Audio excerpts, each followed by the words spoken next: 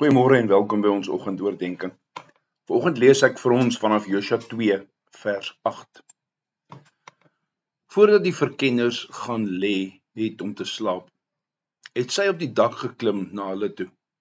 Sy het vir die manne gesê: Ek weet dat die Here aan julle die land gegee het en dat vrees vir julle ons oorval het. Ja, dat al die inwoners van die land sidder oor julle. Want ons het gehoor hoe die Here die water van die Rietsee voor julle laat opdroog het met julle uittog uit Egipte, en wat julle gedoen het aan die twee konings van die Amoriete oorkant die Jordaan, aan Sihon en Og, wat deur julle met die banvloek getref is. Ons het dit gehoor en ons harte het ineengekrimp, sodat niemand meer moed het teen julle nie. Die Here julle God, Hy is immers God in die hemel daarbo en op die aarde hieronder. Daarom, sweer nou asseblief vir my by die Here, dat ook julle guns sal betoon aan my familie, omdat ek guns aan julle betoon het. Gee my 'n betroubare teken, dat julle my vader en moeder, my broers en susters, en almal wat by hulle hoort, sal laat leef, dat julle ons sal red van die dood. Toe sê die manne vir haar: Ons self staan in vir julle, tot die dood toe, as julle niks oor hierdie saak van ons bekend maak nie. Wanneer die Here hierdie land vir ons gee, sal ons aan jou guns en trou bewys. Sy het hulle toe met 'n tou deur die venster laat sak, want haar huis was binne die dwarsmure van die stadsmuur. Sy het in die stadsmuur gewoon. Sy het vir hulle gesê: Gaan na die bergland, anders kom die agtervolgers op julle af. Kruip daar weg vir 3 dae, totdat die agtervolgers terugkom. Daarna kan julle verder gaan op julle pad. Die manne het vir haar gesê: Ons sou vry kon wees van hierdie eed aan jou, wat jy ons laat sweer het. Kyk, wanneer ons in die land kom, moet jy hierdie karmosynrooi gevlegte tou vasmaak aan die venster, waardeur jy ons laat sak het. Jou vader en moeder, jou broers en jou hele familie moet by jou in jou huis byeenbring. Die bloed van enige iemand wat by die deure van jou huis na buite uitgaan, sal op sy eie kop wees, en ons sal vry wees. Maar die bloed van enige iemand wat by jou in die huis is, sal op ons koppe wees as daar 'n hand teen hulle gelig word. En as jy hierdie saak van ons bekend maak, sal ons ook vry wees van die eed wat aan jou wat jy ons laat sweer het. Daarop het sy geantwoord: Soos julle gesê het, so sal dit wees. Daarna het sy hulle weggestuur en hulle het vertrek. Sy het toe die karmosynrooi tou aan die venster vasgemaak. Hulle het gegaan en in die bergland aangekom. Daar het hulle 3 dae gebly, totdat die agtervolgers teruggekeer het. Die agtervolgers het langs die hele pad gesoek, maar hulle nie gekry nie. Die 2 manne het teruggekeer. Hulle het van die berg afgekom, die rivier oorgesteek en by Josua seun van Nun aangekom. Hulle het vir hom alles vertel wat met hulle gebeur het. Hulle het vir Josua gesê: Die Here het inderdaad die hele land in ons hand gegee. Meer nog, al die inwoners van die land sidder oor ons. Geliefdes, in verse 10 tot 13 van Josua 2 sien ons dat die Heilige Gees in Rahab se hart werksaam was. Want hierdie heidense prostituut maak 3 sleutelstellings wat elke gelowige in die Here moet maak. Eerstens in vers 10 bely Rahab die mag van die Here. Sy noem hoe die Here die waters van die Rooi See opgedroog het. En hoe die 2 Amoritiese konings Sihon en Og heeltemal vernietig is.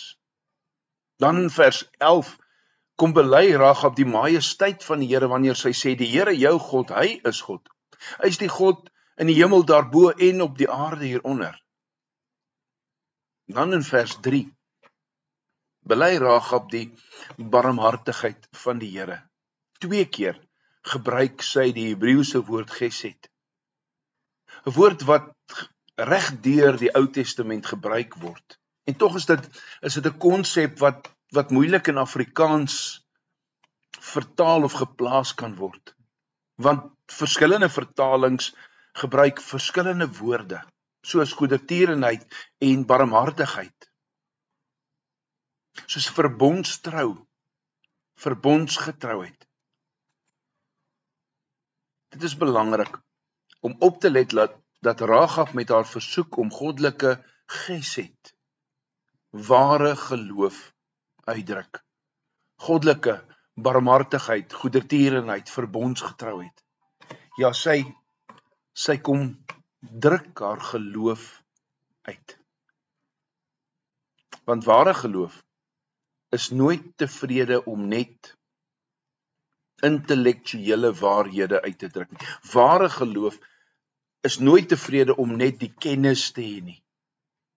Soos die kennis van die grootheid van God en die almag van God. Nee, daardie waarhede moet ons ook aanraak en ons harte verander. Ware geloof, nadat hulle die waarheid oor God bely het, probeer dan om by God toevlug te neem. En dit is wat Rahab doen. En dit is ook wat geloof is, sy die kennis, maar ook die vertroue. Rahab verklaar nie net korrekte oortuigings nie, maar sy bely ook haar desperate behoefte. Wie anders as God die Heilige Gees kon so 'n geloof in so 'n ongelowige geplant het. Hier is goddelike soewereine genade in aksie. Hier is God se gesed, barmhartigheid, genade, verbondstrou. Kom ons loof God vir sy mag. Kom ons bely sy majesteit. Kom ons dank hom vir sy genade. Kom ons dank hom vir die wonderlike genade wat hy aan jou bewys het. Kom ons sluit ons oë. Onse Vader wat in die hemel is, Here, vanoggend kom ons en ons loof U vir U almag, vir U majesteit. Ons dank U vir die genade. Genade onbeskryflik groot. Dankie Here, vir die wonderlike genade wat U aan my bewys het, U kind. Ja, dat U deur die Heilige Gees in harte werk en geloof kom skep, 'n wonderwerk uit genade. Dankie Here dat ons met dit kan leef en gee dat ons met daardie belydenis en getuienis hierdie dag sal ingaan. In Jesus naam bid ons dit. Amen. Ons sing vanoggend saam Psalm 105 vers 1 en 2. Amen.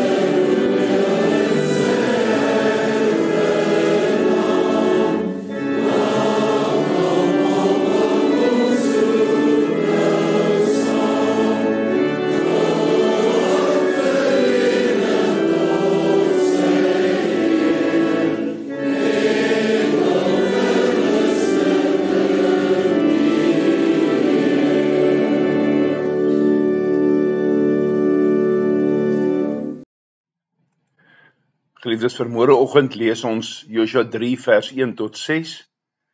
Hier waar ons besig is om deur Josua te stap en waar ons in hierdie boek die genade van God raak sien. Mag elkeen 'n wonderlike dag hê, geseënde dag, tot 6:00 môreoggend. Totsiens.